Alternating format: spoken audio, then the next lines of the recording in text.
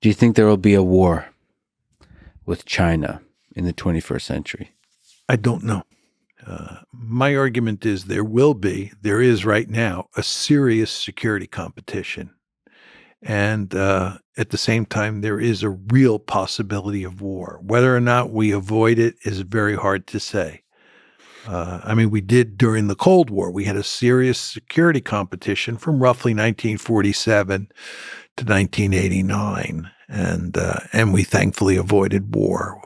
Probably came the closest in 1962 with the Cuban Missile Crisis, but we avoided it, and I think we can avoid it here. Is it for sure? No. You've said that China won't move on Taiwan militarily, in part because it's, as you said, amphibious operations are difficult. Why will China not move on Taiwan, is in your sense, in the near future? Well, it's because there's this body of water called the Taiwan Strait, which is a big body of water, and getting across water is very difficult unless you can walk on water. So geography still has a role to play in the 21st century? Oh, yeah. I think geography is very important. Big bodies of water really matter. Yeah. In an ideal world, you'd like to have the Pacific Ocean between you and any potential adversary, 6,000 miles. Yes. 6,000 miles of water, hard to get across. Yeah. If you're a country and I'm a country and there's land between us, I can take my panzer divisions and I can go right across the land and get into your country or attack your country. And you, of course, can take your panzer divisions and come across that same piece of land. But if there's a big body of water between us, your panzer divisions can't go across the water. And then the question is, how do you get them across the water? And that's very tricky. And in a world where you have lots of submarines and you have lots of aircraft and you have missiles that are land-based that can hit those surface ships, it is very, very hard to attack across a body of water. And all you have to do is think about Normandy, the American invasion of Normandy, June 6, 1944, coming in on Omaha Beach, right? Oh boy, that was really difficult. But there is a growing asymmetry of military power there, that even though it's difficult. That is correct. So I guess that is correct. So I recently had a conversation with Elon Musk, and he says that China is quite serious about the One China policy, and it seems inevitable that Taiwan will have to be, if you look at this pragmatically, in the 21st century, it seems inevitable that Taiwan will have to be a part of China. And so we can get there either diplomatically or militarily. What do you think about the inevitability of that kind of idea? When a nation says this is a top priority for us, what do you think about them meaning it? And what do we do about that? There's no question it's a top priority for them, and there's no question they mean it.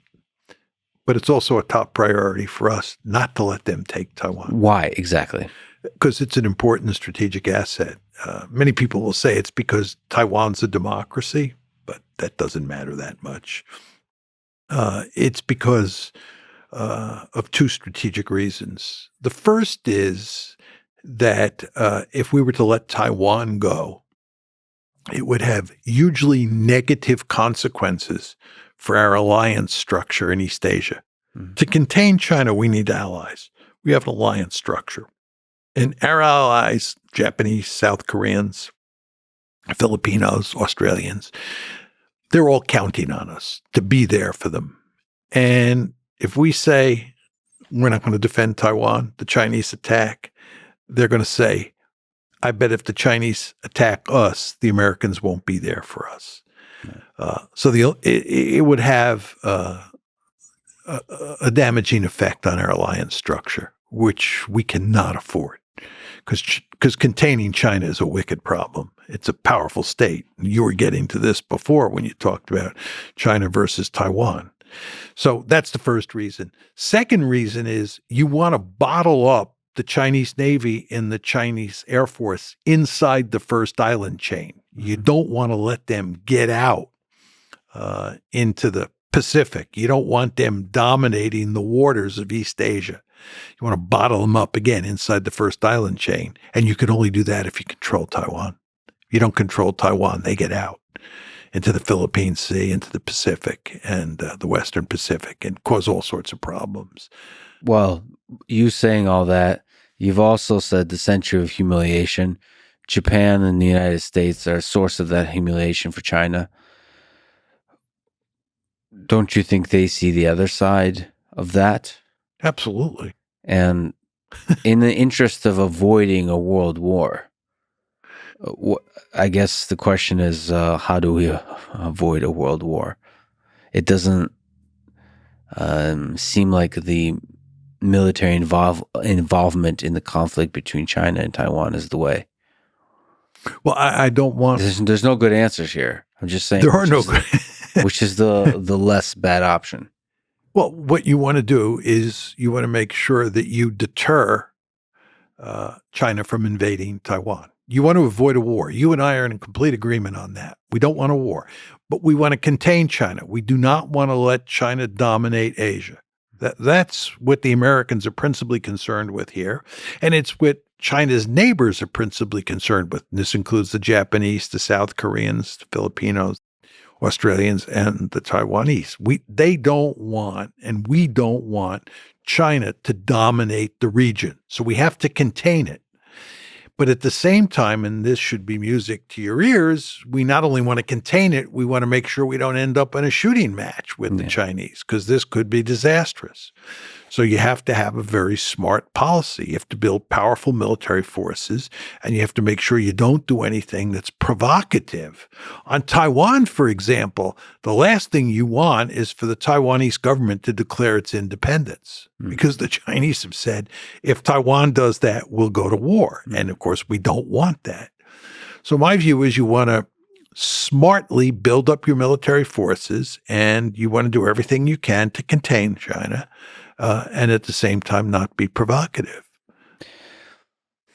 So a big component of that is making sure your military, the U.S. military, is bigger than the Chinese military? Not necessarily. It's an interesting question. A lot of people think that to make deterrence work, right, you have to be able to beat the Chinese, and therefore you need a much bigger military. And I don't think over time that's possible, right? I think it's probably not even possible now to beat the Chinese in a war over Taiwan or in a war in the South China Sea. I think what you want to do is make it clear to the Chinese either that there will be no winner. In other words, you don't have to win, but you want to make sure they don't win.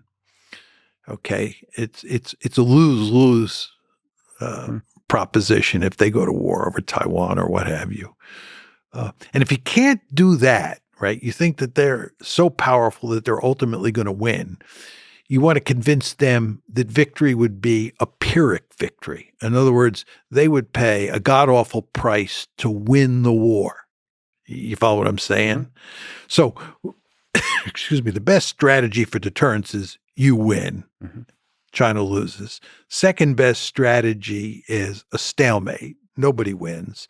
Third best strategy is they win, but they pay a god-awful price. And the fourth possibility, which you don't want, is they win quickly and decisively, right? If that's the case, then you don't have much deterrence.